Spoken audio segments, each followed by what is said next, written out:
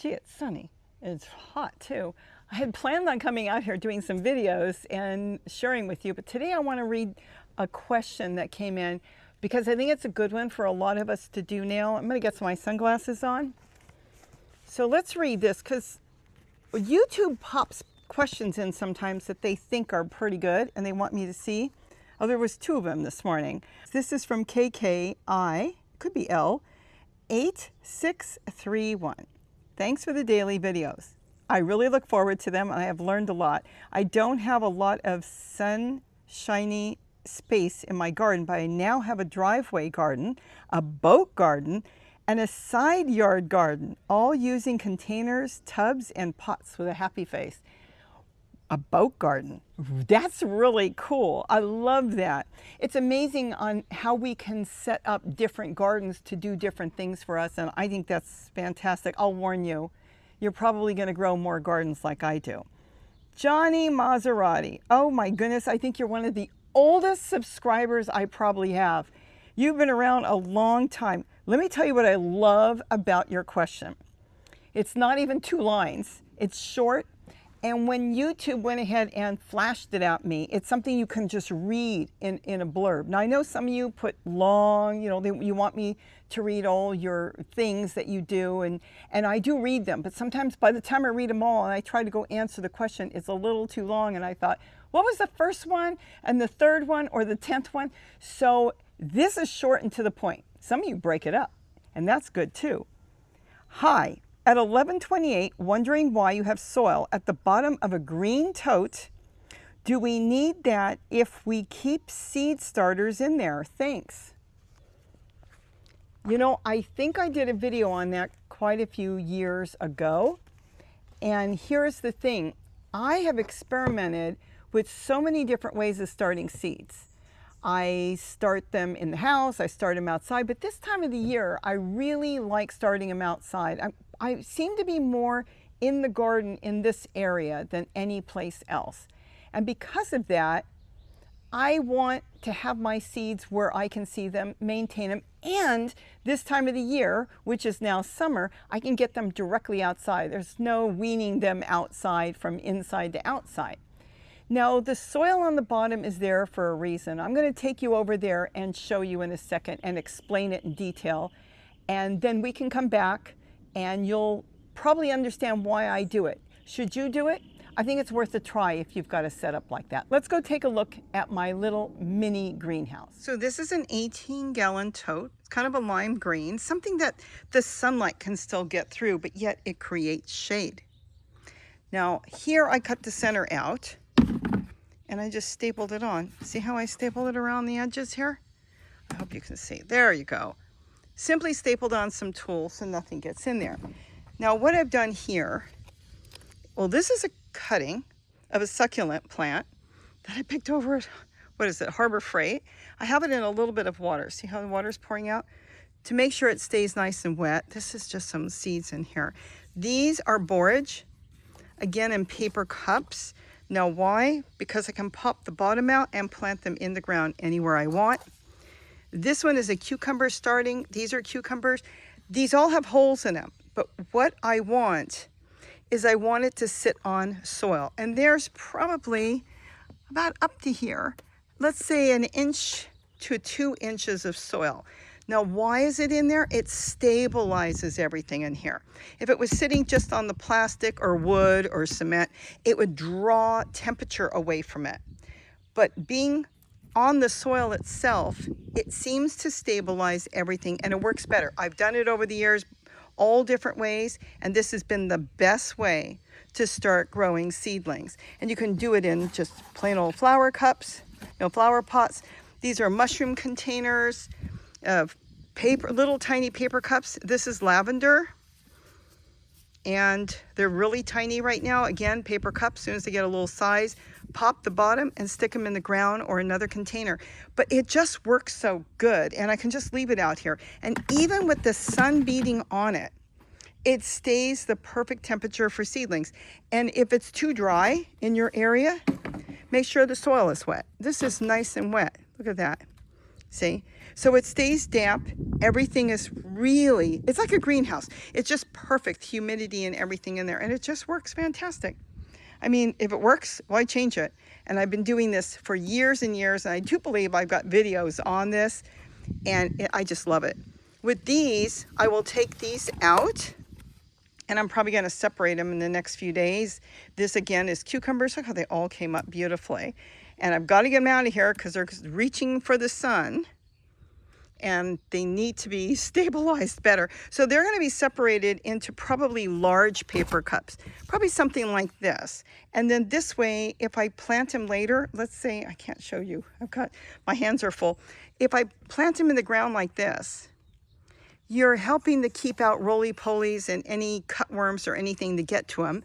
And eventually, the paper cup will just kind of fizzle out in the ground and you can just peel it off and throw it away. Most paper cups these days are lined with plastic, but that's why you want to pop the bottom. It will still fizzle away and break down, and it just works perfect.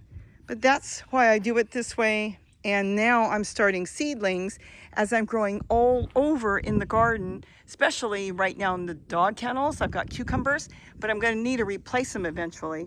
And now I've got these ready to go when I want to plant them in there. Let's keep this covered because we don't want any insects to get in there and take away or disturb any of my plants. So what'd you think? I mean, it's worked for me. It was something I started many, many years ago. I was setting up these little greenhouses, and then let's say it got really dry, and you would look at the seedlings and they looked like they were really struggling. But when I started putting soil on the bottom, I noticed they weren't struggling anymore. It's kind of like planting in the ground, but you're not, but you almost are. There is a couple tips that I want to bring up right away on this. Number one, if there's no insects in there and you make that tool top, there will be no insects in there. But if you leave the top open as you're maintaining your garden and you go back, and if whitefly got in there, aphids got in there, even a cabbage butterfly flew by and found your seedlings and laid some eggs, then you have made the perfect home for your insects and you now have little critter pets.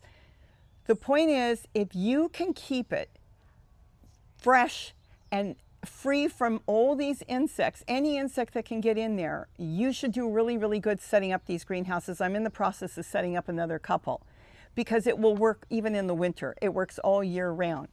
Again, with the soil, I normally use soil out of any of the totes. Like I'm emptying some back there and it's perfect. I'm growing lettuce in those. I reuse my soil. Nature does. Nature doesn't throw it away, but she does build on top. I do mine a little different. I build underneath, but I also build a little bit on top. But the point I'm saying is if I go back to any of my totes and I go ahead and I put that soil on the bottom or use it for my seedlings, and it may have an earwig in there. The big problem would be roly-polies. You'd probably see cutworms in there. Earthworms are not a problem unless they have nothing to eat. So if you go ahead and you put the earthworms in there and you didn't know and you don't have any decaying leaves, eventually they could start to munch a little bit on your plants, but normally they don't. So here's what I would say to do. If you can, get one bag of, just a small bag of potting mix, the cheapest, and put that on the bottom because the store-bought potting mix has nothing. There's nothing alive in there. It's dead compost is basically what it is, and they fortified it by putting plant food in there by little capsules. And you know, I found those capsules years later that haven't ruptured. That won't hurt anything at all. That's actually fine. So you put a layer of that on the bottom, and then you do your seedlings. You go ahead and start planting your seeds in the pots or seedlings. I usually do a whole bunch in one pot and then I separate them as soon as they get some height to them and put them in little paper cups or small flower pots, and then I put them back in there. This way they're contained in there, they're outside, and they're growing really good. And then when I'm ready, like I'm going to redo some of my cucumbers, as I said, I'm going to go ahead and swap them out or plant them next to the other cucumbers. And then as the old ones fizzle out, the new ones will get big. But the point is, you want to have that little bit of soil for your seedlings free from any pests that could be a problem to your seedlings. Now, if you don't want to buy potting mix, You can go through and sift it really good. Put it in a dish pan. I've done that. Go through everything. If you don't see any roly-polies and it looks good, then you're probably good to go. You could do it that way. The other way you could do it is you could take some soil and put it in a baking pan or a roasting pan, and you can bake it in the oven, I don't know, let's say 300 degrees for 10 minutes, and then shut the oven off, take it out, let it cool, and you should be good to go, because nothing's going to live in that at 300 degrees. And that way you would get rid of everything as well. It's not going to hurt the soil. It just will take care of it will take out microbes, you know, your good microbes and your earthworms or anything if they're in there, but you won't have to worry about anything that will kind of deter your plants from growing to the best of their ability. So I hope I'm giving you ideas, and this is all on the free. The only thing you're going to buy is a small bag of potting mix. I'm still using the same bag that's been out in my garden for months. And the issue is here, you want to make sure you don't have any critters, because my soil everywhere is so alive. There's all kinds of stuff in there. But being out in the open, it's like nature. Our soil is alive all through the hills, behind me, everywhere. But in your little greenhouse, you really don't want it alive. You want those seedlings to do one thing: get strength, get tall, get big, leaves growing on them, and ready to go out to face nature. And being outside with no critters is the best way to start them. Then let them deal with everything else that comes to them. But in the beginning, you'll get them at the situation, the size, and everywhere you want. So throw your questions out there. Some of the short ones are just so easy to read, because like I said, I get up in the morning and the first thing I do, have my coffee, and if I'm not sitting in the bird garden, I open it up and YouTube picks out questions and they kind of flash it on my page. And this is like really easy to see. If the question or the statement is like a small book, then I do read through them, but by the time I get through it, I have to think about how I'm going to answer it, because there's so much. Sometimes breaking them up would be fantastic. So if you had a question on seedlings, write that question in there and then start a new question. And then you have a question on lettuce, write that in there. Start multiple questions and comments, and that way it's just easier to spot and many times easier to answer. So thank you for both. And as far as putting up daily videos, I don't even know how this happened. I had originally planned on putting up a video a week like most other people do, but I get such enjoyment, and I'm so happy when I hear somebody say, oh, I couldn't garden, or it was costing too much and we had to give it up. And now we're doing it in what, $2 and $3 totes, or you know, these dish pans, and $5 totes and $6 totes, or going to the thrift store and picking them up for a couple dollars. I can now garden and give my family food. Ugh, go away, a little bug. And now you can grow it really cheap. Like I always say, you don't want to be bragging about that $35 tomato that you grew in the garden. You want to be bragging about that great tomato or lettuce that you grew that cost you almost nothing. And in some cases, maybe nothing. So with that, have a wonderful day, and don't forget to eat what you grow. Bye-bye, and I'll be looking for those comments.